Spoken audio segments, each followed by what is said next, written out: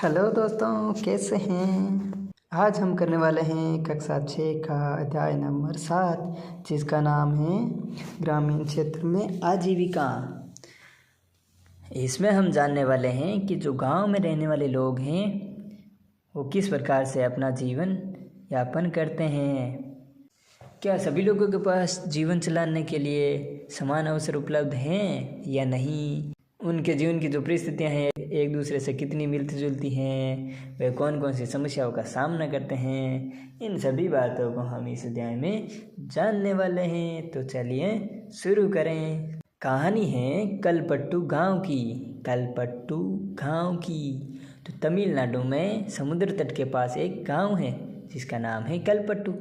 यहाँ के लोग जो हैं कई तरह के काम करते हैं। दूसरे गांव की तरह यहाँ भी खेती के अलावा कई काम होते हैं, जैसे कि टोकरी, बर्तन, घड़े, ईंट, बैलगाड़ी आदि बनाना। टोकरी बनाना, बर्तन बनाना, घड़े बनाना, ईंट बनाना, बैलगाड़ी बनाना, इस प्रकार के बहुत काम होते हैं अलग अलग प्रकार। कलपट्टू में कुछ लोग जो हैं नर्स का, शिक्षक का, धोबी का, बुनकर का, नाई का, साइकिल ठीक करने वाले और लोहार के रूप में सेवाएं देते हैं। मतलब अलग अलग प्रकार के काम करते हैं। यहाँ कुछ दुकानदार और व्यापारी भी हैं। जो मुख्य गली हैं वो बाजार की तरह दिखती हैं। उसमें आपको तरह तरह की कई दुकानें दिखेगी, जैसे कि चाय की दुकान, सब्जी की दुकान, कपड़े की दुकान तथा 2 दुकानें बीज और खाद की भी हैं। 4 दुकानें चाय की हैं जहाँ टिफ़िन भी मिलता है। यहाँ टिफ़िन का मतलब है खाने पीने की हल्की फुल्की चीज़ें, जैसे कि सुबह इडली, डोसा, उपमा मिलता है तो शाम को नाश्ते में वड़ा, बोंडा व मैसूर पाक मिलता है। अलग अलग प्रकार का खाना। चाय की दुकान के पास एक कोने में एक लोहार का परिवार रहता है। उसके घर में ही लोहे की चीज़ें बनाने का काम होता है। बगल में साइकिल की मरम्मत की एक दुकान है, वहाँ साइकिल किराए पर भी मिलती हैं। गांव में 2 परिवार कपड़े धोकर अपनी आजीविका चलाते हैं, अर्थात धोबी का काम करते हैं। कुछ लोग जो हैं पास के शहर में जाकर मकान बनाने और लॉरी चलाने का काम करते हैं।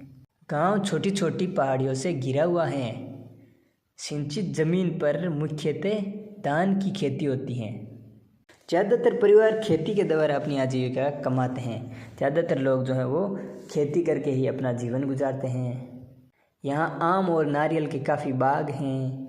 कपास, गन्ना और केला भी उगाया जाता है। आइए कुछ लोगों से मिले जो कलपट्टू के खेतों में काम करते हैं और देखें कि हम उनकी आजीविका के बारे में क्या सीख सकते हैं। तो कहानी है तुलसी की। तुलसी कहती है कि हम सब यहाँ रामलिंगम की ज़मीन पर काम करते हैं। उसके परिवार के पास कलपट्टू में 20 एकड़ धान के खेत हैं। शादी से पहले भी मैं मायके में धान के खेतों में ही मजदूरी करती थी। तुलसी कहती है कि मैं शादी से पहले भी मेरे गांव में खेतों में ही मजदूरी करती थी और यहाँ मैं सुबह 8:30 से 4:30 तक काम करती हूँ। रामलिंगम की जो पत्नी है करुथम्मा, वो काम की निगरानी करती हैं। काम को देखती हैं कि भाई काम किस प्रकार से चल रहा है, काम कर रही है कि काम नहीं कर रही है। आगे देखते हैं कि साल में कुछ ही मौके ऐसे होते हैं जब मुझे तुलसी कहती हैं कि साल में कुछ ऐसे ही मौके होते हैं। तुलसी कहती हैं कि साल में कुछ ही मौके जो हैं वो ऐसे होते हैं जब मुझे नियमित रूप से मजदूरी मिलती है। यह उन मौक़ों में से एक है। मैं धान रोप रही हूँ। जब धान की फसल थोड़ी बढ़ जाएगी तो रामलिंगम जो है हमें निराई के लिए और बाद में कटाई के लिए बुलाएगा। जब मैं कम उम्र की थी तो निराई कटाई का काम जो है आसानी से कर लेती थी।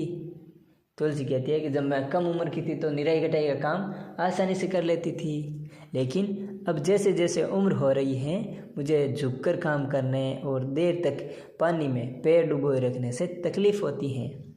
रामलिंगम जो उस खेत का मालिक है, रामलिंगम जो एक दिन का 40 रुपया मजदूरी देता है।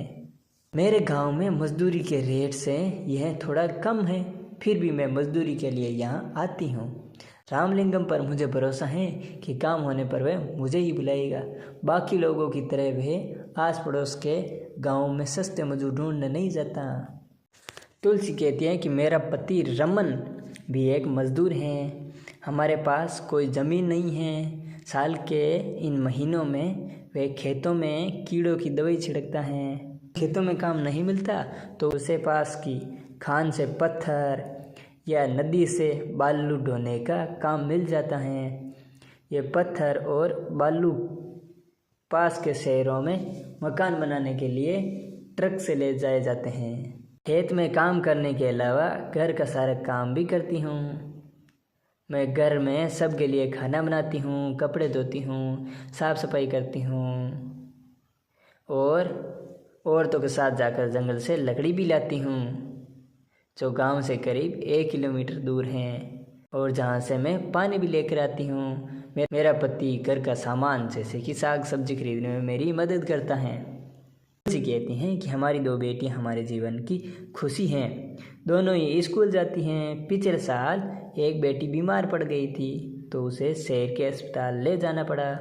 हमने उसके इलाज के लिए रामलिंगम, जो उसका मालिक था, रामलिंगम से उधार लिया था और उस उधार को चुकाने के लिए हमें अपनी गाय बेचनी पड़ी थी, है ना। तो जैसा कि आपने तुलसी की कहानी में पढ़ा कि भाई ग्रामीण इलाकों में गरीब परिवारों का बहुत सारा समय जो है पानी और खाने के लिए जो लकड़ी है उनको लाने और जानवरों को चराने में ही बीत जाता है। इन कामों से कोई पैसा नहीं मिलता, लेकिन गरीब परिवारों में ये काम बहुत महत्वपूर्ण हो जाते हैं। वे मजदूरी से जो थोड़ा सा पैसा कमाते हैं उससे गुजारा नहीं होता। घर चलाने और ज़िंदगी बसर करने के लिए इन कामों को करना पड़ता है। हमारे देश के ग्रामीण परिवार में करीब 40% खेतिहर जो हैं वो मजदूर हैं और कुछ के पास तो ज़मीन के छोटे छोटे टुकड़े हैं। बाकी जो है तुलसी की तरह भूमिहीन ही है, यानी उसके पास भूमि नहीं है, जो इसलिए वो दूसरों के खेतों में काम करते हैं। कई बार जब पूरे साल उन्हें काम नहीं मिल पाता तो उनको मजबूरन काम की खोज में उन्हें दूर दराज के इलाकों में जाना पड़ता है। इस तरह का पलायन जो है कुछ विशेष मौसमों में ही होता है। हमने जाना तुलसी की कहानी।